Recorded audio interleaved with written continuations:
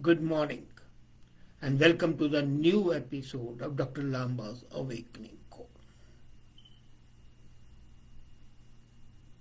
As a matter of fact, the recent repeal, a stunning reversal of farm laws by the Indian government, as Prime Minister announced it, has created waves. Is it a stunning reversal? Or is it a shrewd political move? Does it show resilience on the part of the government of India? Or does it show that all those claims of Modi being a very pragmatic person are not up to the acceptable levels and Modi and his government are just mere paper tigers? Is it the victory of pragmatic political need over the principles? The Prime Minister's announcement has been considered at various levels. Some people think it to be a great step backward.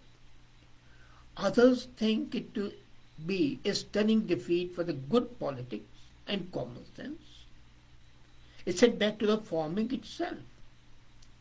In a country where 85% of the farmers are small or marginal, what was needed was breathing time to allow farms to consolidate and give the rest the economy of time to create jobs needed to absorb the extra labor. Now the process will be reversed as more public resources will be spent on retaining more people on the farm. And this is amazing because Narendra Modi doesn't usually look back when confronted with the difficult political challenges, but he has done this time. Whether this will reduce him to a lame duck for the remaining half of his second term or not is yet to be seen. But there is little doubt that there is some shrinkage of the political capital. As a matter of fact, the whole process was dramatic. So there were hints earlier,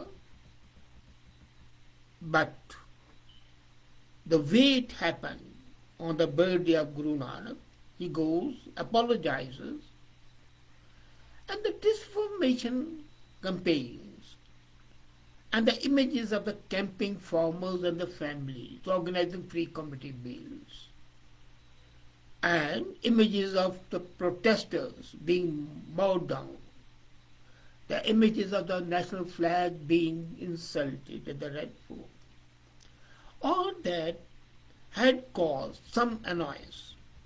And then the High Court and the Supreme Court, they were intervening. Supreme Court had set up a committee. So what was the reason? Is it the BJP's long-held desire to form a government in small but very important border province of Punjab? And since its emergence as a grand new party at the national level since 2014, BJP does find it hard to digest that it holds little electoral or the political relevance in a state where 40% population is Hindu, and in a state where elections and religions have all been intertwined. Does the government hope, or BJP hope, with the repeal of the farm laws, the BJP would be able to stem the decline in polarization in Western UP? If the Muzaffarnagar riots of 2013 caused the farmers to think themselves as Hindus or Muslims first, the 2020 farm laws united them again as a farming community to some extent. The political gains accrued from 2013 not only had BJP formed government, but also in Haryana. But the repeal of laws, is it possible that the BJP is searching for an opportunity in adversity? If you remember, I had earlier said in one of my comments last December that when parliamentary majority takes the shape of elected dictatorship, disputes would have to be settled on stage. It took about a year since the government to give in. And it gave in a dramatic fashion. The usual ammunition used to smoother dissent didn't work. And then the intervention by the anti-national bodies, Khalistanis and others, is a proven fact. Like the proverbial curate's egg, farm laws are excellent in parts. And not only in parts but as a whole, they were a boon to the farming society, and it's a pity that the farming community, misled by the middlemen, has done that. As a matter of fact, agricultural reforms were indeed overdue. Exploitation of the small farmers, extortion by the middlemen, are realities that needed relief other than simply substituting small touts with the big corporations. Minimum support price without guaranteed procurement is a farce. And that benefits only the particular farm lobbies. And that's why these marketing rules and the abolition of the markets was important. It was protecting the commercial interests of the farmers and basically adding up to ecological sustainability cropping pattern. And that has been defeated. So the jury is still out whether this is a wise step or it's an otherwise step. Without a doubt, it would be taken a hard work, a lot of willpower, resolve on the part of Modi to back down after having taken a very bold initiative to usher in the transformation of the farm sector. In hindsight, I think the abrogation of Article 370, 35A, seemed to be a cakewalk for the government, when in reality it was a much difficult decision and had greater ramifications than these farm laws. Did the government hope that the numbers of those who support the bill would swell continuously and sooner or later better sense would prevail on those who oppose the bills? Did the government feel that with the passage of time the agitation would peter off? Was the government worried because of the infiltration of anti-national Khalistani elements? And was it the overall mood in the state of Punjab that would have been a potential source for big trouble for the government and the nation in the days ahead? All that is lost in haze.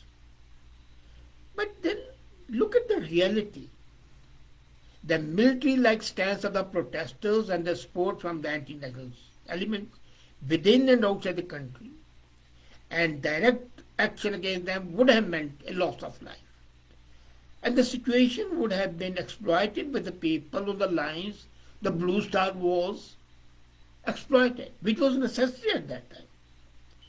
Now, it's very naive to suggest the upcoming state elections were responsible for this withdrawal. I know Congress, Aam Aadmi Party and all the opposition are saying, well, Modi is willing to stake the national interest and withdraw the bills to get more seats in Punjab and UP. Let's be very clear. The political opposition did not worry the government, and some of the more critical and impactful decisions that they have taken in the recent past in the interest of nation. Only the opposition's conceit is making them think that they forced Modi to repeal. No. It's a combined knowledge that of top dozen opposition leaders that what is good for the farm sector will perhaps only be a fraction of what the Prime Minister knows. His experience as Chief Minister of Gujarat, where he helped farmers to improve their income substantially, is a testimony to that. The opposition may gloat on the perceived victory, but they will not understand, and the farmers will not understand, the damage that has been caused to the long-term interest of the farmers and in the long run to the nation as a whole. A few people who understand have willingly opposed the government for their short-term political motives. So now they have found another issue to attack the government, that they will have now the political game, which is not possible. Now look at the possibility, political possibility. As far as Punjab is concerned, BJP knows that it has no chance of electoral success in the state it's in. So the political fallout of the state due to the farm laws was not a major concern. In UP, any political damage that has already been done because of the farm laws has been done and it cannot be undone. What has happened in 1 year cannot be wiped away in a couple of months. And you would see that negative move by some voters, and therefore that's quite possible that it might go against BJP politically, that the people will think, taken in by the opposition propaganda, that Modi has taken this step. And then some BJP leaders are absolutely stupid. For example, this Sakshi Maharaj made a statement that if the bills can be withdrawn, they can be reintroduced, thereby destroying the concept of integrity of the Prime Minister. If Prime Minister withdraws the bill and apologizes, and then his own party says that this might be a temporary feature, is in fact hitting below the belt and is a backstabbing of the Prime Minister by people like Sakshi Maharaj.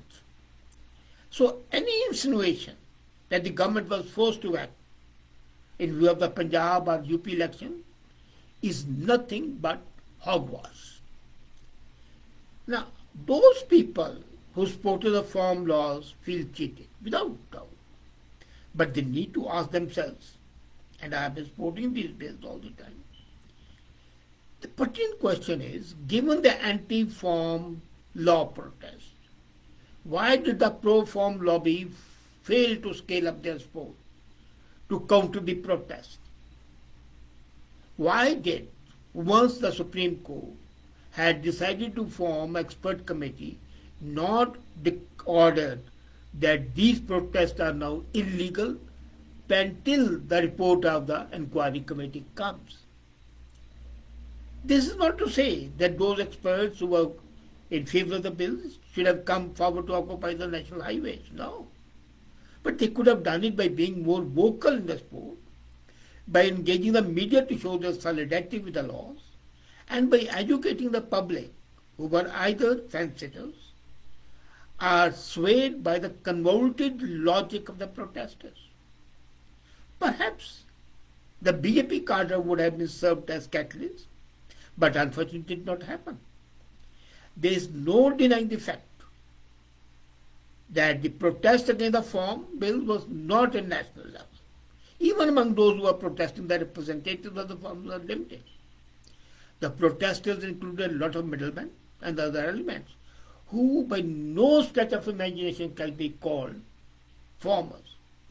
If that is true, it may be correct to say that the section of farmers and their partners in crime, the middlemen, achieved their selfish goal at the cost of the majority of the farmers. The repeal of the farm laws should be construed as a form of appeasement of a section of the influential farmers and middlemen. Having tasted blood, they are all demanding legal framework for the protection of MSP before they can think of calling of the protest. Now, would the government give in and accept those new 5 demands that they are putting up?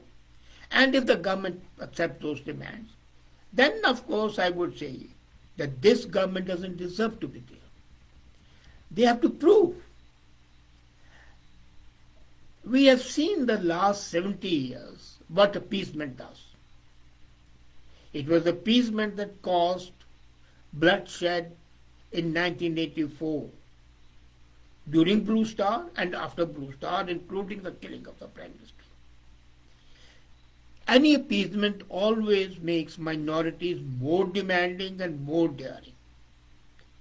Unfortunately, the cost of such appeasements is always borne by the innocent people. In the case of farm laws also, it will be millions of the small and marginal farmers who will continue to suffer. And this while small section of the privileged farmers and middlemen will make money. And for a nation that's already fighting battles against the appeasement of minorities at the cost of majority in the spheres of religion, education, personal law, and a host of other issues, this can be counterproductive. I have written an article giving the detailed impact on the farmers, on the country, and on the BJP. It's published today. You can have a look at that. And that is a detailed analysis. But then one thing is there that has to be observed and that needs to be highlighted. With the repealing of these laws, the excesses of the protesters like storming of the Red Fort on Republic Day to hoist a Khalistani flag, violence on the streets and the brutal killing of Lakhimpur Kheri, would they be condoned? Now, one of the demands being put up is absolutely stupid, that all cases should be withdrawn. Does it mean the cases against people like that Sidhu or whatever, that singer, Deep Sidhu, be withdrawn? No, that must not be. Does it mean that Mishra's son should go unpunished? No. Both need to be punished. This is exactly what the nation has been doing for the decades. When appeasement raises its ugly head. Another new demand, that 700 people died. Did somebody invite them? Did they die because of the shooting by the government? They died of their own volition. And if they died, it's a natural death. They were not murdered. So why should the government give compensation? And there is another nincompoop of Gandhi family, Varun, who comes up and says 1 crore per head. 700 people died, so 700 crores be given. And who pays that? Would Varun Gandhi pay that? This Gandhi family seems to have a bee in the bonnet. Now coming back, protesting farmers who have been holding a blockade around the India capital for 1.5 years, they are in a state of delirium after succeeding. But then they say they are not going anywhere. They are going to have a celebration of more and more demands. Where would it end? Is it not a time for the Supreme Court now to say, if you proceed further, we will be compelled to declare that these protests are now no longer protests, but they are anti-national movements? They have been emboldened. They have tasted blood, and now they are on hunt for more. They'll continue their agitation till they get a law to guarantee minimum food price. Don't be surprised if the government gives in to them and gives more freebie economy. It's wrong to assume one thing, that this will end the farm laws or change the farm sector. The opposition may rejoice that they have cut Modi to size, but they are doing it at their own peril. When genuine leaders and statesmen take a step back at a time, it only takes many forward at an opportune time, if they believe in that passionately. So Modi and his government will do in the years ahead, because nation needs these farm laws without any doubt. Secondly, the small section of the farmers must not get the wrong impression that the government will go to any length to appease them. This SKM, Samyukt Kisan Morcha, the joint platform of the organizations that fronted the protest over the last year, isn't done yet. The organization suggested that they'll continue the protest rallies. rallies, including one to the parliament, till the 5 new demands are met. And it's a medley of demands. And MSP, guaranteed price, is absolutely ridiculous. It's outrageous to call for repeal of the amendment to electricity law. The government has accepted the demand that the catalyzed farm protest by promising to repeal the package of 3 laws. Now they are being unreasonable, and it's for the government to tell them in clear terms that enough is enough. Secondly, MSP effectively works for 2 crops, paddy and wheat, as they form the foundation of Government of India's food security regime. And for a long time, the regime has introduced multiple distortions to the farm economy, and that has been environmentally very expensive. So India, I agree, dire need to reform MSP and move India's agrarian economy to a system where farmers respond to the price signals in making choices. But the SKM approach, in contrast, is to move India towards a de facto nationalization of agriculture. And let me tell you, it's a recipe for disaster. Other demands are equally unreasonable. India's electric sector is broken, lurches from one crisis to another. The proposed electricity amendment bill tries to address some of the structures, and the matter is under discussion between the Government of India and states. This morcha appears hell-bent on preserving a status quo because they get free or cheap electricity. Why should they get it? As a matter of fact, government should say now that the agriculture income which are tax-free should be taxed. To begin with, then there's a demand that the stubble burning should not be penalized. How is that relevant? If they are doing something wrong, why should they continue to keep on doing it? Government had the right intent in agriculture reform package. Now that they step back, it should draw a red line on the clutch of the unreasonable demands.